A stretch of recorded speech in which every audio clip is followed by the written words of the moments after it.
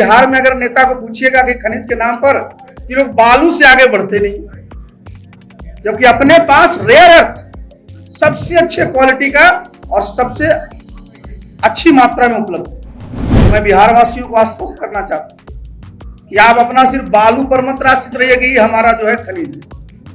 हमारे पास इस प्रकार के खनिज है और इससे ही हमारे लोगों को आगे रोजगार के अवसर प्राप्त। तो हम लोगों ने जो मेंबरशिप का जो ड्राइव रखा है वो मैं रखा हूं मिस्ड कॉल के माध्यम से। मिस्ड कॉल के माध्यम से मेंबरशिप का होगा। नंबर जो है इसका हम लोग आज भी रिलीज करेंगे। नंबर जो है वो हमारे पास नोट कर लीजिएगा, वो आपको 910 है, 218 है, 6677। तो जो 2025 का जो चुनाव होगा उसमें हमारे साथी जो मजबूती से लड़ना चाहते हैं वो चुनाव लड़े, क्योंकि हमारी जो पार्टी होगी इसका एक होगा सर्वसमावेशी और सर्वस्पर्शी। तो हम अपना जो प्रकोष्ठ बनाएंगे इसकी संख्या 64 से 65। नमस्कार, आप देख रहे हैं इम्पैक्ट लाइव और मैं हूं आपके साथ निधि सिंह। देखिए, बिहार में इस वक्त सियासी बवाल मचा हुआ है। वजह यह है कि आरसीपी सिंह ने गुरुवार को अपनी नई पार्टी का ऐलान कर दिए है। उन्होंने अपनी पार्टी का नाम आशा रखा है। आपको बता दें, पूर्व केंद्रीय मंत्री आरसीपी सिंह ने अपनी पार्टी का नाम आप सबकी आवाज यानी कि आशा रख लिया। और पार्टी के झंडे में 3 रंग होते हैं, जिसमें झंडे में इनके सबसे ऊपर में हरा, बीच में पीला, नीचे में नीला होगा। और आरसीपी सिंह ने कहा कि जब चुनाव आयोग हमें पार्टी सिंबल देगा तो बीच में पीले रंग वाले हिस्से में पार्टी का लोगो काले रंग से आएगा। और आपको बता दें, इसके बाद उन्होंने कहा कि 140 लोग अभी ही हमारे पार्टी में चुनाव लड़ने को तैयार है। हमारा संगठन प्रखंड स्तर से लेकर जिला स्तर, राज्य स्तर तक होगा। हम मिस कॉल से लोगों को अपने संगठन में जोड़ने का काम करेंगे। आप भी इस पूरे वीडियो में सुनिए आरसीपी सिंह ऐलान करते हुए अपनी पार्टी का क्या कुछ कहते हुए जनता को नजर आ रहे। सबसे पहले तो आज दीपावली है, तो स्वागत भी मैं आपको करता हूं और सबको बहुत बहुत बधाई देता हूं। आज 31 अक्टूबर है। आज पूरा देश राष्ट्रीय एकता दिवस के रूप में इस दिन को मनाता है और ये भारत का जो नक्शा आप देख रहे हैं उसके निर्माण करने में जिनकी अहम भूमिका रही, सरदार लौह पुरुष वल्लभ भाई पटेल का, उनकी जयंती भी है। और मैं आज अपने सभी साथियों की ओर से माननीय प्रधानमंत्री जी को धन्यवाद देना चाहूंगा कि ये 150वां वर्ष सरदार पटेल आज है और पूरे 1 साल तक पूरे देश में उनका 150वां वर्ष बनाने का जो निर्णय लिया है उसके लिए हम प्रधानमंत्री जी को धन्यवाद। सरदार पटेल के बारे में हम चर्चा करेंगे, लेकिन आज पूरे देश में हर्षोल्लास के साथ जो दिवाली मनाई जा रही है, तो दिवाली के दिन सब लोग अपने आप को खुश रखना चाहते हैं, प्रसन्न रखना चाहते हैं और आज का दिवस जो होता है वो खुशहाली का दिन है। तो इस अवसर पर आज सब हम लोग जब दीप जलाएंगे तो दीप क्या होता है?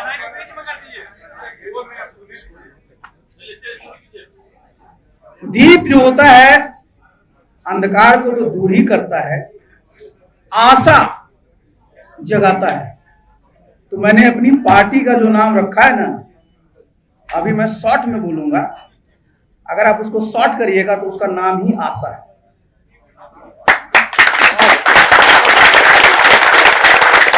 पार्टी का नाम आशा है और अगर पूरे नाम पर जाएंगे तो जितने लोग हैं हमारे यहाँ जो बाहर हैं, पूरे देश में हैं, तो आशा का जो फुल फॉर्म है आप सबकी आवाज, हमारी पार्टी का। और अगर आप अंग्रेजी में लेंगे तो ASA, आशा, बहुत लोग कह सकते हैं कि आशा में स का अलग होता है, लेकिन हमारा तो बनेगा वही। तो हमारी पार्टी का नाम यही। आप कहेंगे कि आपकी पार्टी का झंडा क्या होगा, तो हमारी पार्टी का झंडा एक तो ये होगा आयताकार और 3 रंगों का होगा। सबसे ऊपर हरा रंग होगा, बीच में पीला रंग होगा और सबसे नीचे नीला होगा। ये हमारे पार्टी का झंडा होगा। और बीच में जो पीला रंग है, उसी में जब चुनाव आयोग हम लोगों को जब चिन्ह आवंटित कर देगा तो वो बीच में काले रंग में अंकित होगा। ये हो गया हमारे झंडे का पूरा जो समझिए जो रंग किस प्रकार का वो होगा। अब आप आइए कि ये पार्टी जो होगी, तो हमारी पार्टी का जो संविधान, वो पार्टी का संविधान और पार्टियों के संविधान से कैसे अलग हो, ये मैं 2-3 बातें इस पर कह देना चाहता हूँ। देखिए, जितनी भी हमारे देश में पार्टियां होती हैं, सबसे पहले उनको भारतीय संविधान के प्रति शपथ लेनी होती है।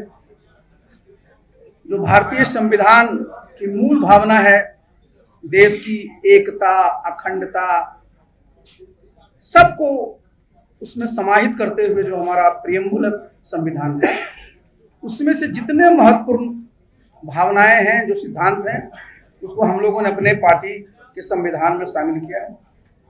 इसके अलावा आज आप देखते हैं कि जो जलवायु परिवर्तन के समय आप सब समझ रहे हैं, तो हम लोगों ने जो अक्षय ऊर्जा है उसको भी बढ़ावा देने के लिए हम लोगों ने अपने पार्टी को उसमें रखा है।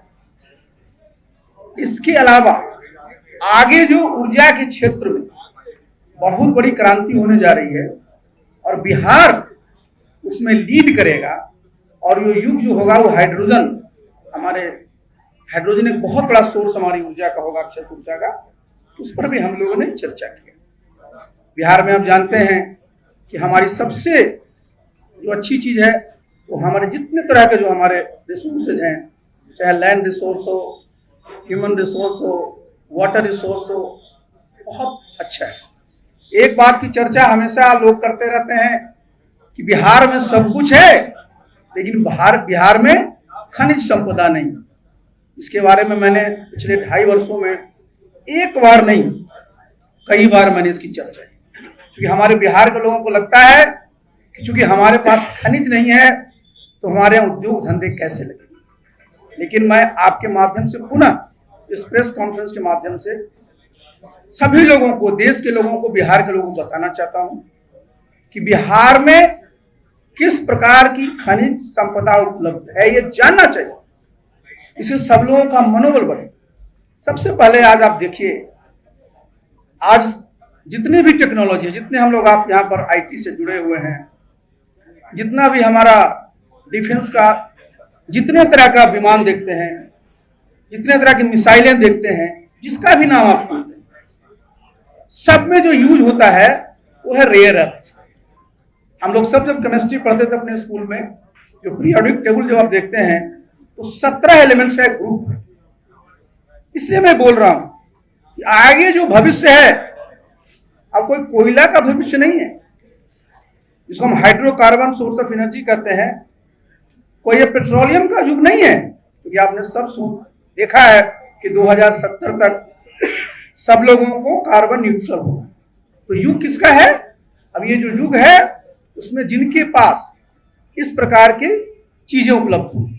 तो बिहार में तो आप देखते हैं कि सूर्य भगवान भी हमारे यहाँ वर्षों तक, महीनों में काफी महीने अपना यहाँ अपनी रोशनी देते हैं, अक्षय ऊर्जा का उससे भी आए। तो जो मैं रेयर अर्थ की बात किया, तो मैं वैसे नहीं बोल रहा हूँ, क्योंकि जो हमारा जियोलॉजिकल सर्वे ऑफ इंडिया है उसका सर्वे की रिपोर्ट है। मैं जो स्टील मिनिस्टर भारत सरकार में था 1 साल के लिए, तो उस समय जो हमारा नेशनल मिनरल डेवलपमेंट कॉर्पोरेशन है, उसने जो बिहार में पूरा का पूरा जो सर्वे किया है, उसमें बताया गया है कि पूरा जो गया से लेकर करके हमारा पीर 35 तक का जो हमारा पहाड़ी इलाका है, उसके नीचे में इसका बहुत बड़ा भंडार है। आज दुनिया का जो रेयर अर्थ का 80% जो सप्लाई होता है वो चीन से होता है। इसलिए पूरी दुनिया उसी पर आश्रित है। आज भारत में भी हम लोग 5वें स्थान पर है रेयर अर्थ में दुनिया में। 6% हमारे पास जो है वो है, लेकिन उसका सबसे ज्यादा अगर कहीं है तो बिहार में। अब देखिए है क्या, जरा हम लोग का मनोबल ऊंचा होना चाहिए। कोई चर्चा इसकी नहीं करता। मैं कुछ दिन पहले ही देख रहा था कि एक सर्वे हुआ तो आंध्र प्रदेश में भी रेयर अर्थ पता चला, और वहां इसको लोग काफी उसको प्रचारित कर रहे हैं। लेकिन बिहार में अगर नेता को पूछिएगा कि खनिज के नाम पर, ये लोग बालू से आगे बढ़ते नहीं, जबकि अपने पास रेयर अर्थ सबसे अच्छे क्वालिटी का और सबसे अच्छी मात्रा में उपलब्ध है। तो आगे जब हमारे पास है उस पर हम लोगों को काम करना होगा और भविष्य बिहार का।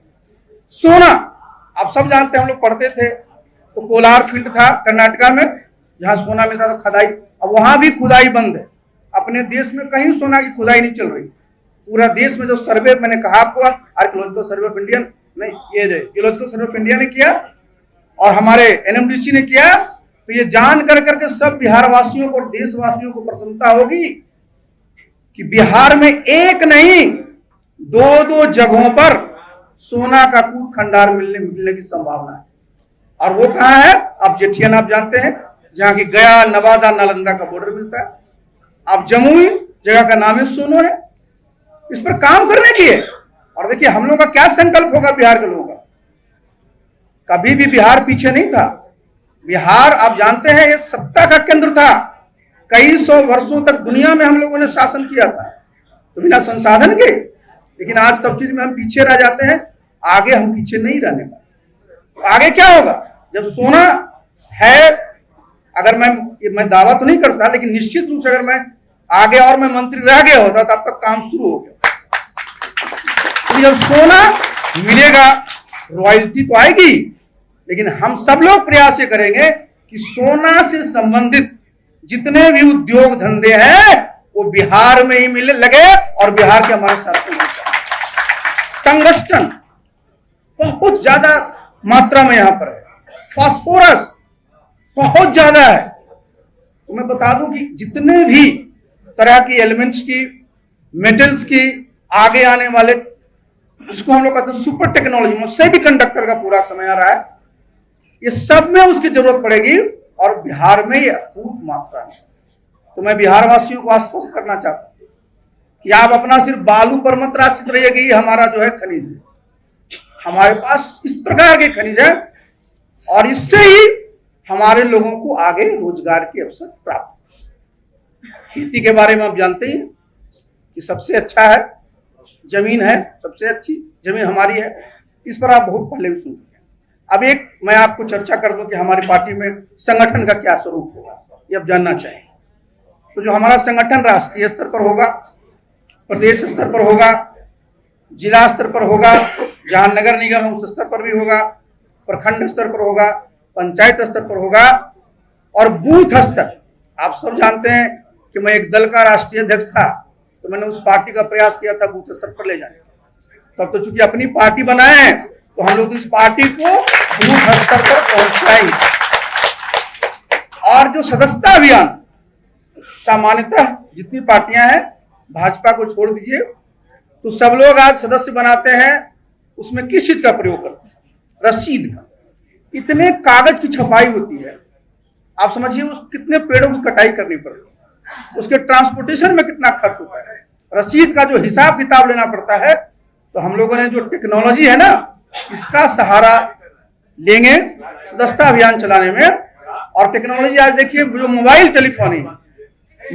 टेलीफोनी जो है वो आज देश के हर एक कोने में उपलब्ध है, हर एक कोने में उपलब्ध है। और आज आप इस बात को जान लीजिए कि इसमें मिस्ड कॉल के जरिए आप सब चीजों को जो है अपनी बात को कर सकते हैं। ये जरा समझना बहुत जरूरी है। तो हम लोगों ने जो मेंबरशिप का जो ड्राइव रखा है वो मैं रखा हूं मिस्ड कॉल के माध्यम से। मिस्ड कॉल के माध्यम से मेंबरशिप का होगा। नंबर जो है इसका हम लोग आज भी रिलीज करेंगे। नंबर जो है वो हमारे पास नोट कर लीजिएगा, वो आपको 910 है, 218 है, 6677। ये हमारा नंबर है और इस पर आज हम लोग सदस्यता अभियान की शुरुआत भी करेंगे। ये तो हो गया हमारा सदस्यता। और उसी में जब आप डालेंगे, सामान्य पार्टियों में क्या होता है कि कोई एक्टिव मेंबर बनना चाहता तो 25 मेंबर बनाने पड़ते। हमारे दल में 10 मेंबर बनाने वाले को हम लोग एक्टिव मेंबर बनाए। जो एक्टिव मेंबर बनते हैं वही पार्टी के पदाधिकारी होते। तो जो मिस्ड कॉल जब करेंगे उसमें उनका लिंक आएगा, लिंक पर वो डिटेल जानेंगे, उससे अपना वो कार्ड भी बना सकते हैं, परिचय पत्र भी निकल सकता है। और हमारा जो एक्टिव मेंबर का है उसमें हम लोग एक नंबर देंगे, रेफरल नंबर रहेगा, उसके माध्यम से वो अगर एक्टिव मेंबर बना लेंगे उसका भी लिस्ट हमारे पास होगा। इस प्रकार हम लोग मेंबरशिप का ड्राइव चलाएंगे। और मेंबरशिप का ड्राइव चलाएंगे, जब तक हमारा मेंबरशिप नहीं बन जाएगा तब तक हम लोग जितने भी हमारे महत्वपूर्ण पद हैं उस पर पदाधिकारियों को तब तक मनोनीत करेंगे। जब हमारा मेंबरशिप ड्राइव हो जाएगा तो हम लोग चुनाव करेंगे संगठन का। संगठनात्मक चुनाव होने के बाद हम लोग उस चीज को आएंगे। अब आप आइए कि भाई जो हमारा काम करने का जो तरीका होगा, तो काम करने का तरीका हम लोग का वही होगा कि हम लोग जनता से पहले भी जुड़े रहे हैं, फिर जुड़े रहेंगे। और सब साथियों को हम लोग ने यही अपनी बात को रखा है, समझाया भी और समझते भी हैं कि इस पार्टी को कभी भी किसी भी कीमत पर मजबूत होने के लिए जितना भी आपको परिश्रम करना पड़े वो सब करिए। और आज मैं बता दूं कि अभी हम लोग का गठन नहीं हुआ, लेकिन मैं जब मीटिंग करते रहा था तो बिहार में आप जान रहे हैं 243 विधानसभा सीटें। आज की तारीख में हमारे पास 140 सदस्य हमारे पास हैं जिन्होंने अपनी इच्छा जताई है चुनाव लड़ने। तो जो 2025 का जो चुनाव होगा उसमें हमारे साथी जो मजबूती से लड़ना चाहते हैं वो चुनाव लड़े। तो हम लोगों ने जो ये दल का निर्माण किया है, इसलिए आखिर देखिए ये पूरा का पूरा पॉलिटिक्स क्या है, ये राजनीति है क्या, इसकी जितनी परिभाषा पढ़ लीजिए। लेकिन हम लोग जब पढ़ते आए उस जमाने से ही कि राजनीति सत्ता का संघर्ष, और सत्ता में आप क्यों आना चाहते, सत्ता में जब तक आप नहीं आएंगे तो जो आपका विजन है, जो आप पूरा करना चाहते हैं उसको प्राप्त नहीं कर सकते। तो जब आप सत्ता में आएंगे, जो भी आपने अपना लक्ष्य रखा, अब आप देखिए कितना खराब लगता है कि देश में प्रति व्यक्ति आय 1,82,000 करीब 2 लाख करोड़ का है। बिहार में प्रति व्यक्ति आय 54,000 से 60,000 के बीच में। आप समझिए जरा इस बात को। एक समय था जब देश आजाद हुआ था, उसमें देख लीजिए कि हम लोग क्या स्थिति थी। आप आगे देखिए, प्रधानमंत्री जी का सपना, पूरे देश के लोगों का सोच है कि 2047 में जब 100 साल पूरा हो जाए तो बिहार भी विकसित प्रदेश बने, जब देश विकसित राष्ट्र बनेगा। तो आप सब मीडिया के साथी आप जानते हैं कि अनुमान क्या है कि 2047 तक जो करीब करीब अभी 2 लाख प्रति व्यक्ति आए हैं वो 15 से 16 लाख हो अगले 22 साल। तो बिहार में जरा सोचिए कि आज हमारा 54,000 से 60,000 के बीच में है, तो आप समझ लीजिए कितना मेहनत करना पड़ेगा। 30 गुना लोगों की आमदनी बढ़ानी पड़ेगी। और आमदनी कैसे बढ़ेगी? आमदनी बढ़ेगी जब आप निवेश करेंगे किस क्षेत्र में, जितने हमारे जो कृषि का क्षेत्र है, ऊर्जा का क्षेत्र है, और ये पूरा का पूरा जो हमारा जो उद्योग के बारे में मैंने चर्चा किया। तो एक बात की मैंने जो चर्चा की थी हाइड्रोजन के शुरू में, तो आपको पता है कि अब जो है आगे जब हाइड्रोजन एक मुख्य स्रोत होगा तो बिहार में जल की कमी नहीं है। हमारे यहाँ पूरा का पूरा जल का इतना संसाधन है, अक्षय हमारे पर ऊर्जा होगी तो इलेक्ट्रोलाइसिस प्रोसेस से हाइड्रोजन का निर्माण हम लोग कर सकते। अपने यहाँ 2-3 और मुद्दे हैं जिनकी मैं चर्चा करके आपको समाप्त करूंगा। एक, आप सब लोग जगह आज देखते हैं जो हमारे शिक्षा का क्षेत्र, जो हमारे शिक्षक हैं, जो हमारे छात्र हैं, मैं देखता हूं हम लोग पढ़े, गांव से पढ़े, मेरे पिताजी भी शिक्षक रहे, गांव से पढ़ करके जब कोई आरक्षण नहीं होता था उस समय हम लोग आईएएस बने। कोई ट्यूशन कहीं नहीं, वही शिक्षक पढ़ाते थे और सब बने। आज आप देखिए यहाँ क्या होता है, शिक्षा विभाग में रोज उनका टाइम ही टेबल निर्धारित होते रहता है कि 9 बजे आना है कि कितने बजे जाना है। बच्चा है उसका काम क्या है, ज्ञान अर्जन करना। बच्चे कितनी देर तक अपने ध्यान को लगाएंगे? अब उनको अगर लंबे देर तक रखिएगा स्कूल में तो पढ़ने में ध्यान लगेगा? मैं देखता हूँ, वही मैं सवेरे सवेरे जब मॉर्निंग वॉक में निकलता हूँ, 5 बजे के बाद से सब माताएं अपने बच्चों को खड़े रहे बस स्टैंड पर छोड़कर आएंगे। हम लोग का स्कूल का टाइमिंग होता था, मैं जानबूझ के बोल रहा हूँ, 10 बजे से 3 बजे। अच्छा से सवेरे का रूटीन भी होता था, लोग खाते भी थे, आधे घंटे का टिफिन होता था और 3 बजे बच्चे से घर चले जाते। उसी में से सारे लोग आखिर जो हमारे डॉक्टर राजेंद्र बाबू यहीं से पैदा हुए, बिहार के प्रथम राष्ट्रपति बने, तो क्या वो स्कूल जाते थे 5 बजे? स्कूल का समय वही था। नीतीश बाबू मुख्यमंत्री हैं, 5 बजे स्कूल जाते थे। ये इसलिए मैं बता रहा हूं। और आप शिक्षकों को कहते हैं कि जाकर के हाजिरी लगाओ।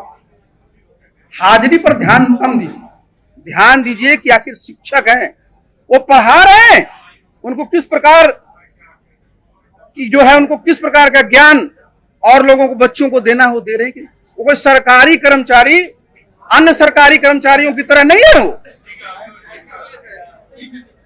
अन्य सरकारी कर्मचारियों की तरह नहीं है। उनका काम है ज्ञान दे। अब आप रोज उनसे स्पष्टीकरण पूछेगा कि अच्छा आप आज हाजिरी लगाए हैं तो 9:05 में आए। हम लोग पढ़ते थे, हम लोग जीएनयू में भी पढ़े, गांव के स्कूल में पढ़े। वो फोकस रहता था कि बच्चों को ज्ञान देना। शिक्षा में देखिए, हम लोगों को जब मौका मिलेगा तो हम लोग सुधार करेंगे और इस सब के लिए विन विन सिचुएशन होगा, बच्चों के लिए भी, उनके गार्जियन के लिए भी और शिक्षकों के लिए। ये कोई रेगुलेटरी डिपार्टमेंट नहीं है। एक मैंने शिक्षा की जानबूझ करके चर्चा की। आप जरा आप इस पर भी देख लीजिए, आज सबसे ज्यादा लोग किस बात से प्रभावित हो रहे हैं? इस आप सब जगह जो नशा जो है वो बढ़ गया है। नशा का प्रयोग, बिहार में शराबबंदी लागू है, आप सब जानते हैं। कोई भी यहाँ जो व्यक्ति है किसी प्रकार के नशा के सेवन को प्रश्रय नहीं देना चाहता है। लेकिन आप समझिए, बिहार में 2016 से शराबबंदी लागू हुई है। गांव में पूछ लीजिए, बहुत जगह शराब की क्या स्थिति है वो आपको पता है। लेकिन सबसे जो खराब चीज और हुई है कि नशा के जो और भी वो साधन है, उसका बच्चे सब आजकल और भी लोग उसका सदुपयोग कर रहे हैं या दुरुपयोग कर रहे हैं, वो एक अलग मामला है। लेकिन उसका सेवन कर तो हमारे लिए अच्छी बात नहीं है कि भाई एक तरफ तो मुख्यमंत्री जी की मंशा में कोई दिक्कत नहीं है, लेकिन खान पान को जो कानून बनाए, कानून के माध्यम से ये संभव नहीं है नशाबंदी को समाप्त करना। तो हमारी पार्टी का जो हमने जो सिद्धांत बनाया उसमें भी रखा है कि हम लोग जिसका जन जागरण का कार्यक्रम चल रहा है। आज का क्या है, आज देखिए जो आपका शराबबंदी का है, इस सबके लिए लॉस है। सरकार का कई हजार करोड़ का लॉस है एक्साइज का। आप देखिए कितने लाख ग्रामीण इलाके हैं, उनके बच्चे उनके लोग जो है जेल में चले गए, खर्च हुआ ना। तो आप इसमें सुधार की आवश्यकता, और हमने पहले भी कहा है और आज भी आपके माध्यम से मैं माननीय मुख्यमंत्री से अनुरोध करना चाहूंगा पूरी गंभीरता के साथ कि भाई एक हाई लेवल की कमेटी गठित किया जाए। जिस उद्देश्य से आपने शराबबंदी बिहार में लागू की थी वो कहां तक सफल हो पाई है, क्या क्या चीज और किया जाना चाहिए, जिससे कि भाई जो मनसा है वो भी पूरा हो। और बिहार के बारे में जो इमेज है, कोई आज प्रोग्राम कराने के लिए बिहार में आता नहीं, पूछिए कहां तो रांची में आ जाइए, पूछिए कहां तो बनारस में आ जाइए। तो जब बाहर के लोग आपके यहाँ आने से घबराएंगे, आप इतने वर्षों में बिहार में कितने होटल बने हैं, आप अगर जाइएगा तो हमारे होटल अलग अलग बने हैं, लेकिन अगर आप 5 स्टार होटल के बारे में चर्चा करिएगा तो शायद ही कोई बने। तो हम लोग इस प्रकार का देखिए माहौल बनाना पड़ेगा कि भाई जब लोग बाहर से आए तो उनको ऐसा ना लगे कि मैं ऐसे प्रदेश में जा रहा हूं जहां की डर हो। और एक बात को अंत में मैं और कहना चाहूंगा, इसको जरा सुनिएगा।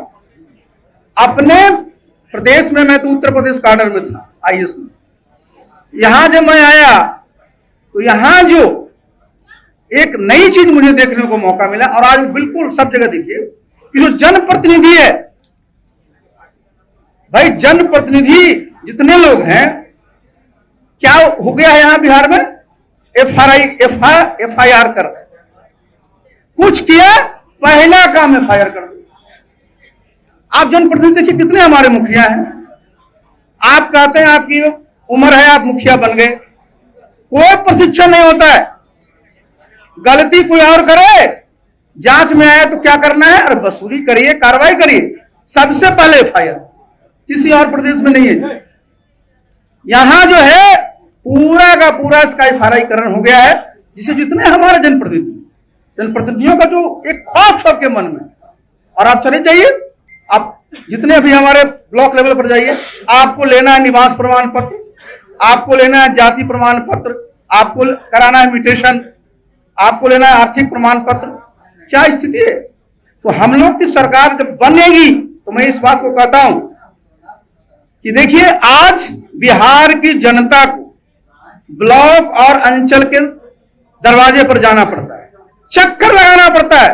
जब आप घर घर जातीय जनगणना करा के उनको बता सकते हैं, हर एक घर में वोटर आईडी कार्ड हो सकता है, तो फिर सरकार के जो हमारे कर्मचारी हैं वो क्यों नहीं हर एक साल के 31 मार्च तक प्रत्येक लोगों को ये जो जितने तरह के सर्टिफिकेट हैं उनको घर पर पहुंचाना मैंडेटरी किया जाए।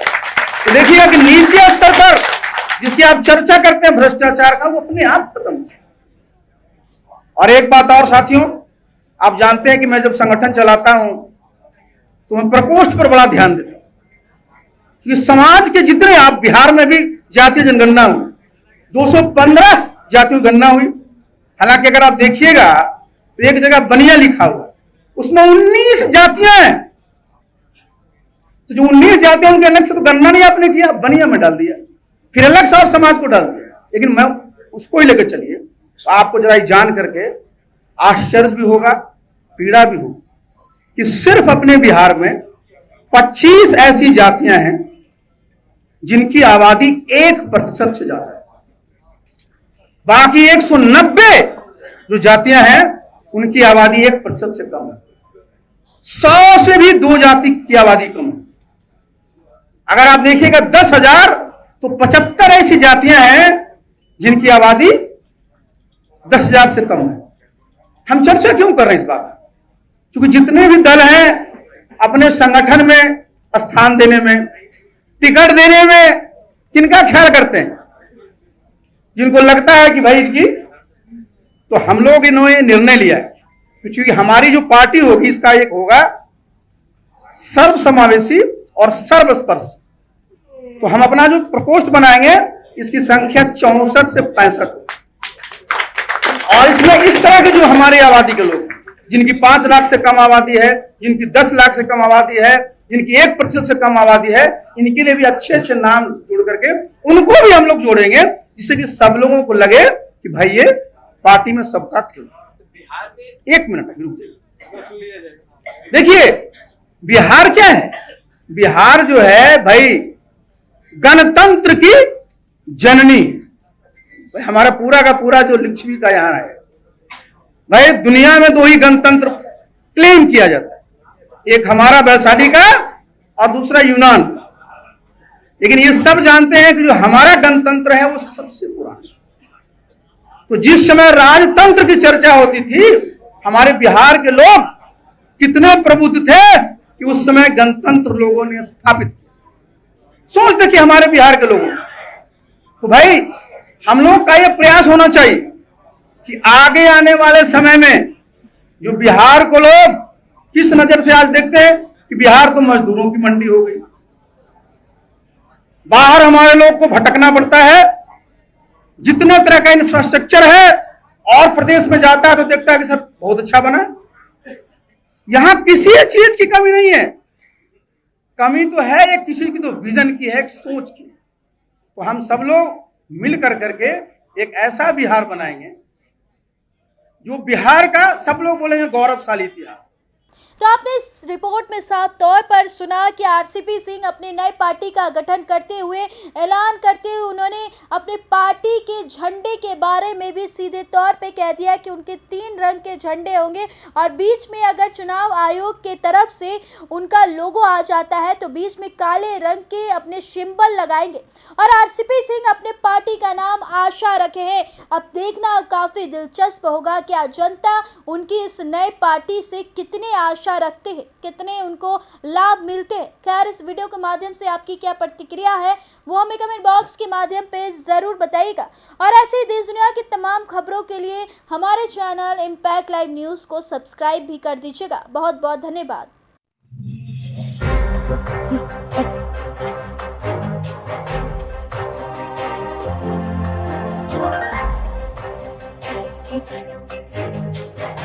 Right.